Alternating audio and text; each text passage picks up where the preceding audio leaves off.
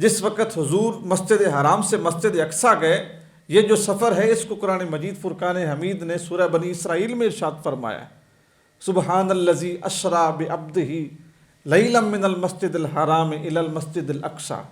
جو عرب کے لوگوں کا ذہن تھا نا، وہ تو اس سفر کو بھی نہیں مان سکتا تھا۔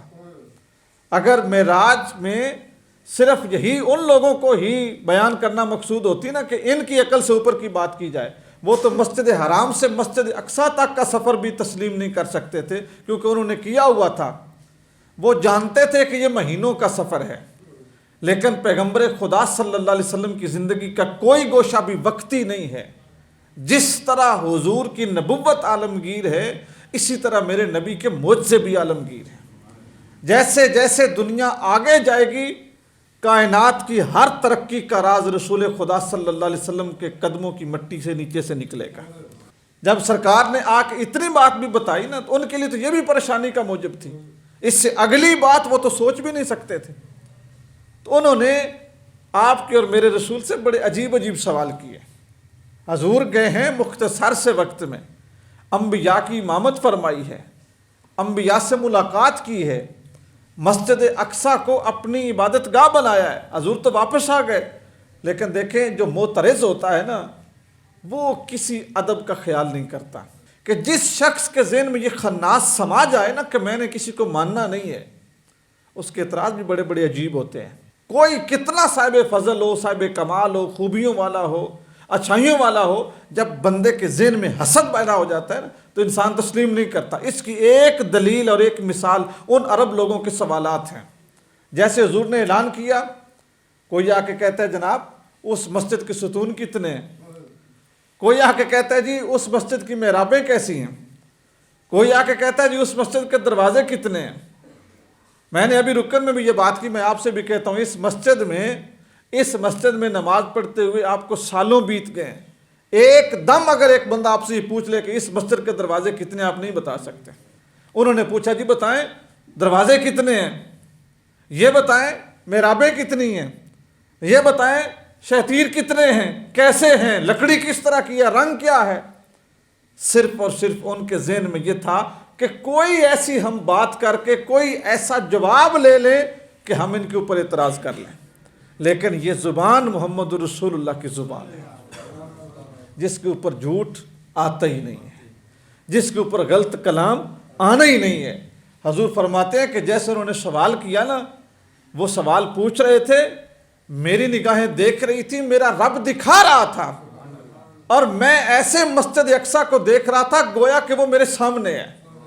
حضور فرما رہے ہیں جیسے جیسے جو چیز وہ پوچھتے میں دیکھ دیکھ کے ان کو بتاتا جاتا ہے۔ جب یہاں پہ بات ختم ہو گئی نا، انہوں نے تو دیکھا ہوا تھا، سرکار پہلی دفعہ گئے تھے، یہ سارا عرب جانتا تھا کہ اس سے پہلے یہ مسجد اقصیٰ میں نہیں گئے۔ جب یہاں سے بات آگے چلی نا اور سدرۃ المنتہا کی بات ہوئی، وہ تو سفر ہی وہ تھا جس کا وہ سوال ان کے ذہن میں آ ہی نہیں سکتا تھا، وہ سوچ ہی نہیں سکتے تھے۔ تو اب عجیب باتیں شروع ہو گئیں، نہیں ممکن نہیں ہے، ایسا ہو نہیں سکتا، بھلا کیسے جائیں گے، یہ اپنے جادو کے بل بوتے پہ بول رہے ہیں، ایسے ہو رہا ہے، وہ ہو رہا ہے، یہ وہ۔ عمر بن حشام سب سے آگے تھا، کیونکہ وحی کو رکے ہوئے کچھ مہینے ہوئے تھے، وحی نازل نہیں ہوتی تھی، تو عمر بن حشام سب سے زیادہ خوش تھا، جس کو ہم ابو جہل بولتے ہیں۔ حضور نے بھی اس کا نام ابو جہل رکھا۔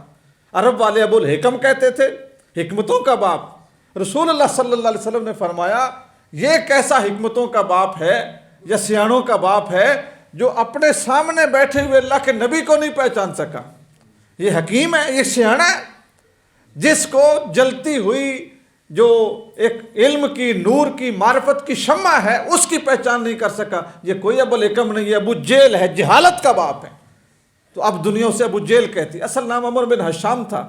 یہ سب سے آگے اسلام کا دشمن تھا، سب سے آگے ہر بندے کو کہتا ہے ایسا ہو سکتا ہے، لوگ کہتے نہیں، اچھا انہوں نے یہ کہہ دیا، تو اس کے پر پھٹ پڑے کہ میں جتنے سرکار کے نزدیک ہیں نا سب کو حضور کا مخالف کر دوں گا، کہ یہ بات تو ماننے والی نہیں ہے۔ تو یہ آگے حضرت ابوبکر صدیق کے سامنے، حضرت ابوبکر صدیق کسی سفر میں تھے، تشریف لائے، تو اس نے ان کو آڑے ہاتھوں لیا، اس نے شکر کا کلمہ پڑھا کہ مجھے یہ شخص ملا ہے، کیونکہ حضرت ابوبکر صدیق سرکار کے ساتھ اس طرح تھے جس طرح انسانی وجود کے ساتھ اس کا سایہ ہوتا ہے، جدا ہی نہیں ہوتے تھے۔ تو اس کو یہ بات مل گئی، اس کو یہ بات مل گئی۔ لیکن میں ایک بات کہتا ہوں کہ جنہوں نے نبھانا ہوتا ہے نا، جنہوں نے اپنانا ہوتا ہے، ان کے سامنے باتیں کوئی اثر نہیں رکھتی، نبھانے والے نبھا جاتے ہیں۔ حضرت ابوبکر صدیق کے سامنے نا بڑا حشاش بشاش خوش گیا، جا کہتا ہے اے ابوبکر ایک بات پوچھوں؟ جی پوچھو۔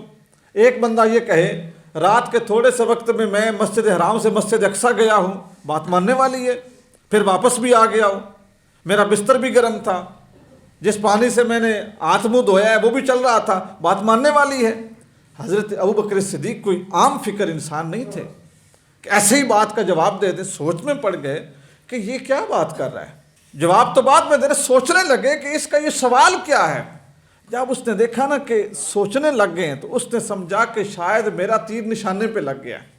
فوراً اس نے اگلی بات کہا سنتے ہو کہ یہ کہا کس نے ہے؟ اور صرف اتنا ہی نہیں کہا، وہ شخص یہ بھی کہتا ہے کہ میں آسمانوں پہ بھی گیا ہوں۔ ہر بندہ تیسرا سرکار کا مخالف تھا۔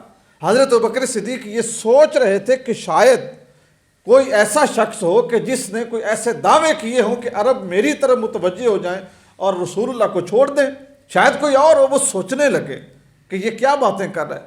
تھوڑے سے وہ جب سوچ میں پڑے نا تو ابو جہل نے سمجھا کہ کام ہو گیا ہے۔ اس نے کہا تمہیں پتہ ہے یہ بات کہی کس نے ہے؟ حضرت ابوبکر صدیق نے پوچھا نہیں تم بتاؤ۔ اس نے کہا یہ بات تمہارے دوست محمد بن عبداللہ نے کہی ہے۔ دوستو بلندیاں، میں کہتا ہوں کہ سرکار کی معراج یہ تھی کہ سرکار زمین سے چلے اور عرش اولا تک پہنچے۔ حضرت ابوبکر کی معراج یہ تھی کہ سرکار نے ان کو جو لقب دیا قیامت تک دنیا ان کو صدیق صدیق پکارے گی۔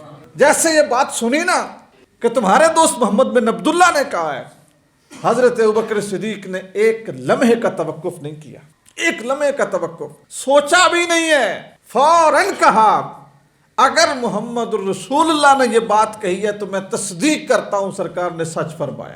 جیسے ہی حضور تک یہ بات پہنچی نا، جو بات ہونٹوں سے نکل جائے نا وہ چھپی تو نہیں رہتی۔ یہ جو ہوا ہے نا، ہوا کی لہریں، جو بات ہوا کے دوش پہ آ جائے وہ پھر گھومتی ہے۔ بات اس وقت تک ہی محفوظ ہے جب تک آپ کے ہونٹوں سے پیچھے ہے۔ بات سرکار تک پہنچی تو میرے محبوب صلی اللہ علیہ وسلم نے فرمایا آج کے بعد اس کا نام صرف ابو بکر نہیں، اس کا نام صدیق ہے، اس کا لقب صدیق ہے۔ یہ وہ موقع تھا جب رسول خدا صلی اللہ علیہ وآلہ وسلم نے ان کو صدیق کا لقب عطا فرمایا۔